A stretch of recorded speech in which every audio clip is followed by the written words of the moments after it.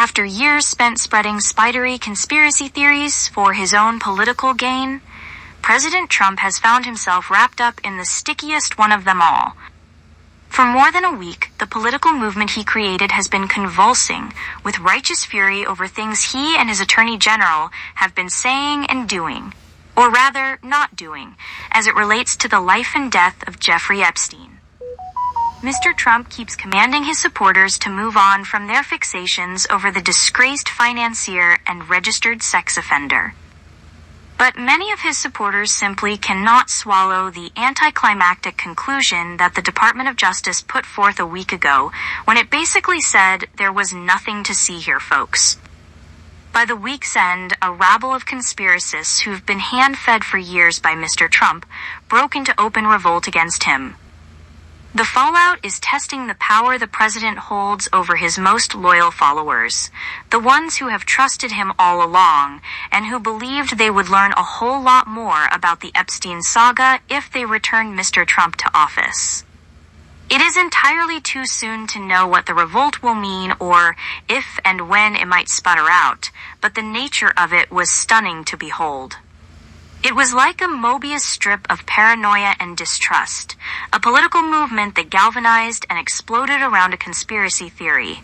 Lies about Barack Obama's birthplace were central to Mr. Trump's political rise, cannibalizing itself over the mother of all modern conspiracy theories. And in a twist, Mr. Trump's usual playbook for getting himself out of trouble seemed not to be working this time. In fact, it was only making his predicament worse.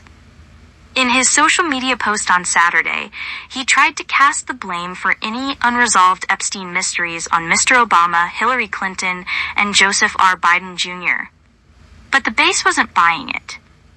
People are really upset at the outright dismissal of it, said Natalie Winters, the War Room correspondent and 24-year-old protege of Stephen K. Bannon. I have a good pulse on these people, she said of Mr. Trump's base. I have never seen such sustained wavering.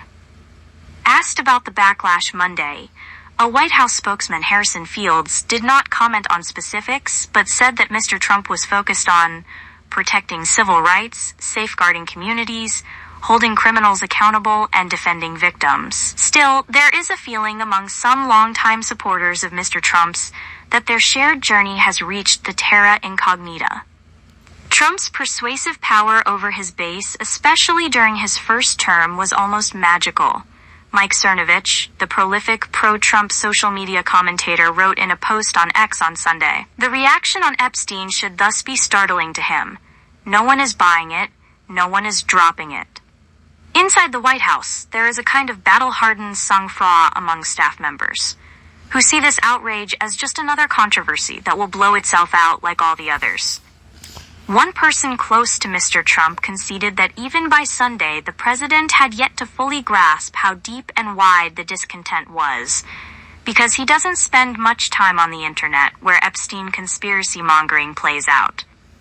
Despite his social media presence, Mr. Trump is a 79-year-old man whose media diet consists primarily of cable news and print newspapers.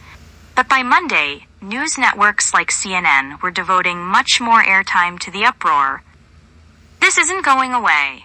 Michael T. Flynn, the retired general who served as National Security Advisor for a mere 24 days during the first Trump term, wrote on X, "It was only a few years ago that Mr. Flynn, who has blamed a deep state conspiracy for his own ouster from government, stood in the Oval Office and told Mr. Trump that he could not trust the data in the voting machines used in the 2020 election. Now he was demanding that the Trump administration address the massive number of unanswered questions about Epstein." Roseanne Barr, who was one of the president's earliest and most loyal supporters, popped off on X. "Mr. President," she wrote, "yes, we still care about Epstein. Is there a time not to care about child sex trafficking? Read the damn room." This is not the first time his base has been upset with him.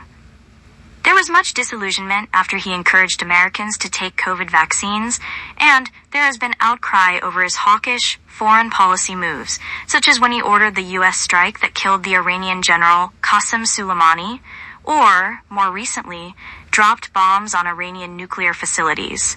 But the conjecture around Mr. Epstein's crimes and death is a many-layered mania that can't really be compared to anything else. The shadowy concepts that undergird the whole thing go to the very foundation of MAGA, as Ms. Winters put it, because in her view and the view of people like her, it gets to the heart of who is in control of the country. She summed up the movement's sense of betrayal this way: I just think it's frankly very grifty to have spent your entire career promoting, even if it weren't the Epstein thing directly, but the idea that there's this deep state, the idea that there's this unelected class of, bankers, corporation, countries, intel agencies, blah, blah, blah, and then finally you have the power to expose it.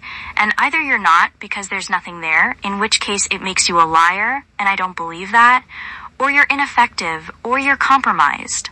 This twisted tale has raised fundamental questions about the limits of Mr. Trump's abilities to control the conspiratorial forces he has plied in his pursuit of the presidency. He sprang to power at a time of deep mistrust in this country following 2 wars and a financial crisis, selling himself as the only one who could be trusted to tell the truth about a corrupt uniparty cabal that sold out the country. One phrase he repeated constantly during that first run for president was "believe me." He said it about all sorts of situations and subjects. Believe me, believe me, believe me. He was the one who would expose the hidden hand squeezing them all. After the attempts on his life last year, he promoted the idea that he was such a threat to the establishment that it wanted him dead. His return to the site of an assassination attempt during the campaign took on overtones of a mass religious event. The crowd broke out into a sustained chant of, "Where we go one, we go all." That is the cry of QAnon, the conspiracy theory that holds that Mr. Trump will someday be the one to expose a ring of pedophiles who control the government. Many of his supporters that day said they genuinely believed Mr. Trump had been saved by God to fulfill this prophecy. But now that he is the one in control of the government, he is telling his supporters to move on from all of that. It has left many of them mystified. "Honestly, I don't know," Ms. Winters said when asked why she thought Mr. Trump posted what he did on Saturday. "It's bizarre. I just don't know."